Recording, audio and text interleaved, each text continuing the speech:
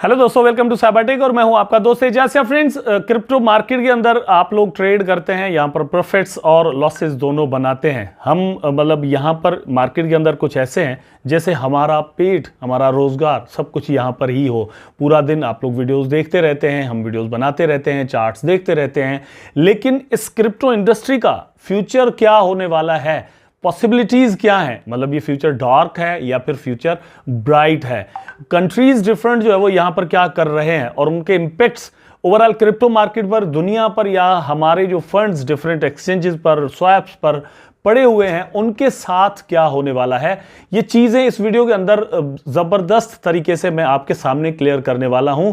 Video को जरूर देखिएगा, पूरा देखिएगा दोस्तों, लाइक जरूर कर दीजिएगा और चैनल को अगर आपने अभी तक सब्सक्राइब नहीं किया तो चैनल को सब्सक्राइब जरूर कर दीजिएगा। अपने टॉपिक पर चलते हैं। सबसे पहले जो चीज मैं आपके साथ यहां पर शेयर करता हूं वो है सीबीडीसी। अब बहुत सारे दोस्तों को मे भी ना हो पता, मुझे अंदाजा है कि बहुत दोस्त ऑलरेडी इसके बारे में जानते होंगे, क्योंकि मुझसे भी इंटेलिजेंट दोस्त मेरे जो है वो मेरी वीडियोस देखते हैं। यहां पर आप बहुत इंटेलिजेंट हैं, लेकिन फिर भी सीबीडीसी का मतलब दोस्तों ये होता है कि सेंट्रल बैंक डिजिटल करेंसी। ठीक, तो सेंट्रल बैंक जो है वो डिजिटल करेंसी बनाने जा रहे हैं। फॉर एग्जांपल इंडिया अगर बनाए तो इंडिया की जो करेंसी है, जो रुपया है, उसकी करेंसी डिजिटल फॉर्म के अंदर बना दे। ठीक, मतलब वो ब्लॉकचेन अपनी बनाए और वहां पर ये जिस तरह से आप यूएसडीटी बाय करते हैं और आप उसको सेल करते हैं, जो भी मतलब चलता रहता है सीन, ठीक, इस तरह से पाकिस्तान भी कर रहा है, और फिर अमेरिका, फिर यूके और डिफरेंट कंट्रीज। अमेरिका इसमें सबसे जो है वो हमें यहां पर आगे इस वक्त नजर आ रहा है, वो कुछ ज्यादा ही रश के अंदर है। लेकिन इसका असर क्या पड़ने वाला है, एक ओपिनियन है जो आपकी स्क्रीन पर है, आप यहां पर देख सकते हैं। The world could be facing a dark future thanks to CBDCs. मतलब यह है कि इन्हीं सीबीडीसीज की वजह से जो डिजिटल करेंसीज कंट्रीज बनाने लगे हैं, अब लॉन्च करने लगे हैं, तो दुनिया जो है वो एक डार्क फ्यूचर अपना मतलब देख सकती है। वाई, क्यों, उसका रीजन क्या है? सिंपल है दोस्तों कि हम एक अल्टरनेटिव फाइनेंशियल सिस्टम चाह रहे हैं, जो कि हमें बिटकॉइन ने, ब्लॉकचेन ने, इथेरियम ने, क्रिप्टो मार्केट ने प्रोवाइड किया है, जिसमें अनोनिमिटी है। अनोनिमिटी का मतलब दोस्तों ये होता है कि आपके पास कितने फंड्स पड़े हुए हैं, कहां से ट्रांजैक्शन कर रहे हैं, कितनी कर रहे हैं, आपको कोई ट्रैक ना कर रहा हो, और वो जो फंड्स हैं वो आपकी कस्टडी में हो, किसी और की कस्टडी में ना हो। उसके लिए स्वैप्स और ये जो वॉलेट्स हैं ये यहां पर बनाए हुए हैं। लेकिन यहां सीबीडीसीज क्या कर रहे हैं, ये लोग हमें फोर्स करेंगे कि आप फॉर एग्जांपल यूएसडीटी छोड़ दो भैया, जो अमेरिकन गवर्नमेंट सीबीडीसी लॉन्च कर रही है आप उसके साथ ट्रेड करो, उसके अंदर अपनी करेंसी जो है वो, अपने पैसे जो है, अपनी दौलत जो है वो रखो, तो उसकी पूरी इंफॉर्मेशन गवर्नमेंट के पास जो है वो पूरी चली जाएगी। तो ये एक डार्क फ्यूचर है। हमने एक अल्टरनेटिव फाइनेंशियल सिस्टम दिया, और वो दिया 2008-9 के फाइनेंशियल क्राइसिस में, और बिटकॉइन जो है वो यहां पर लॉन्च हुआ। लोगों ने ये सोचा कि हमारे पैसे जो है वो हमारी कस्टडी में होने चाहिए।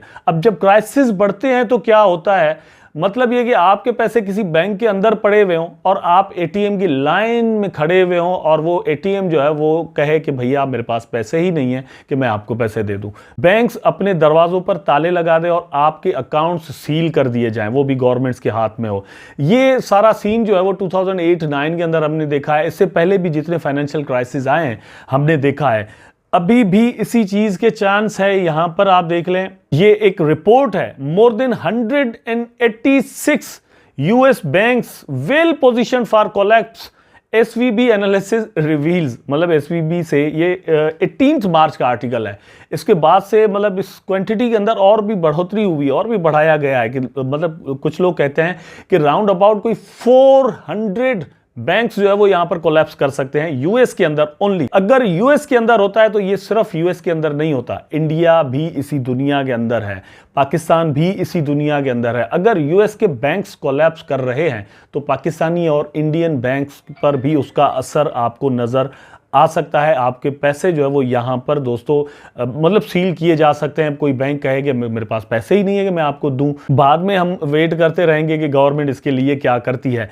And these things are playing their role ठीक, कि दुनिया का जो फ्यूचर है वो अमेरिका डार्क करने जा रहा है या सीबीडीसी जो है वो डार्क करने जा रहे हैं। ये अपना एक सीबीडीसी निकाल क्यों रहे हैं, बना क्यों रहे हैं? ये समझ चुके हैं कि पैसे जो है वो फॉर एग्जांपल यूएसडीटी के अंदर बहुत पड़े हुए हैं, यूएसडीसी में बहुत पड़े हुए हैं, डाई में पड़े हुए हैं, बीयूएसडी में पड़े हुए हैं लोगों के, लेकिन ये बैंक्स में नहीं रख रहे। अब बैंक्स में क्यों नहीं रख रहे? अल्टीमेटली मुझे पता है कि यार मैं फंस जाता हूं, लेकिन यहां पर यह है कि मैं किसी को भी किसी भी वक्त पैसे सेंड कर सकता हूं क्योंकि मेरे हैं, और अगला जो है वो किसी तौर पर मुझे उसकी पेमेंट करता है या कोई चीज मुझे देता है तो मैं उसको बड़े आराम के साथ वो चीज सेल कर सकता हूं। इसलिए the based is crypto currency या क्रिप्टो टोकन या कॉइन, ठीक, लेकिन ये गवर्नमेंट जो है वो अपने हिसाब से बनाने जा रही है। अब यहां पर क्या है, एक होप है, ठीक है, वो यूएस से नहीं आ रही लेकिन यूरोपीय यूनियन से आ रही है या कुछ कंट्रीज लाइक दुबई ले लें आप, ठीक, वहां से आ रही है। ये कॉइनबेस के जो सीईओ हैं वो क्या कह रहे हैं यहां पर, US has left a vacuum that other countries are eager to fill. मतलब कि यूएस एक वैक्यूम बना रहा है, मतलब इनको परेशान करके ये जो रेगुलेशंस हैं वो सही से नहीं कर रहा क्रिप्टो पर, तो उसका फायदा फॉर एग्जांपल यूके ले रहा है, और मतलब फ्रांस ले रहा है, और इस तरह के जर्मनी ले रहा है, दुबई ले रहा है, इस तरह के और भी कंट्रीज हैं। मतलब ये है कि वो अपनी जोर और जबरदस्ती लगा रहा है क्रिप्टो मार्केट पर कि आपने ये क्यों नहीं किया, वो क्यों नहीं किया, या ये कि लोगों को डरा रहा है, या जो इन्वेस्टमेंट्स हैं, इन्वेस्टर्स हैं, उनको डरा रहा है ताकि पैसे जो है वो बैंक्स में आ जाएं।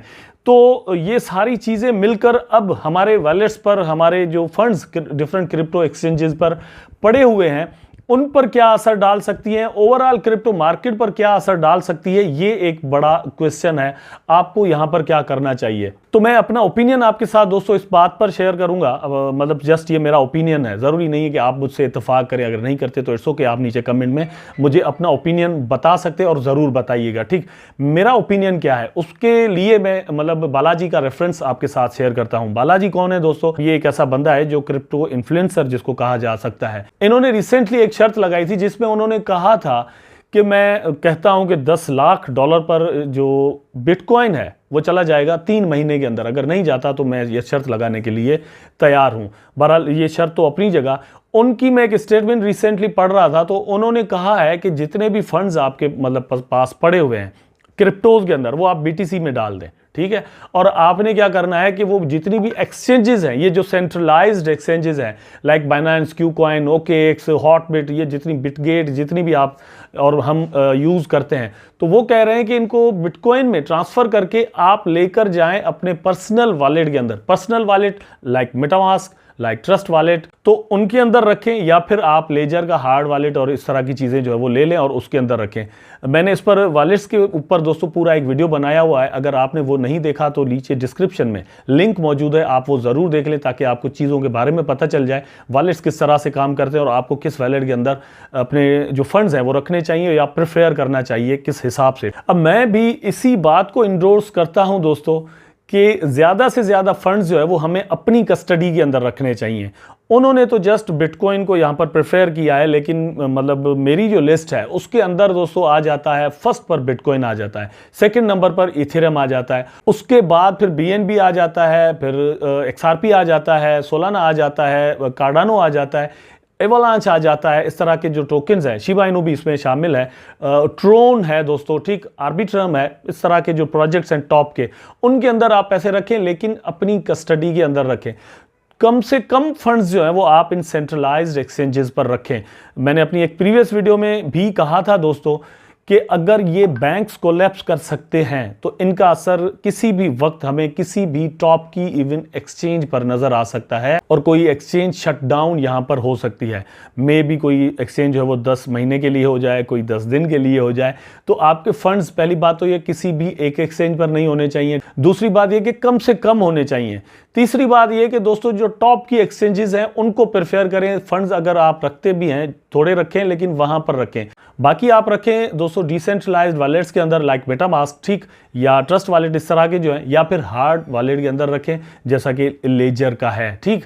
यहां पर ही सबसे ज्यादा आपके फंड्स जो है वो सिक्योर रह सकते हैं। द रीजन इज कि मार्केट यहां पर किसी भी वक्त मतलब कुछ भी बिहेव कर सकती है, कोई भी बुरी न्यूज़ और बहुत बुरी न्यूज़ भी मतलब हमें देखने को या सुनने को मिल सकती है। तो फंड्स को सेफ रखने का यही तरीका है। आई होप दोस्तों वीडियो आपको जरूर पसंद आया होगा। जितनी भी इंफॉर्मेशन मैंने आपको यहां पर दी है आपको पसंद आई होगी। अगर आप मेरे ओपिनियन से एग्री नहीं करते तो भी मुझे नीचे कमेंट सेक्शन में जरूर बताइएगा, अगर करते हैं तो भी बताइएगा। लाइक जरूर कर दीजिएगा, चैनल को सब्सक्राइब जरूर कर दीजिएगा ताकि मैं और आप आपस में जुड़े रहें। टेक केयर, अल्लाह हाफिज।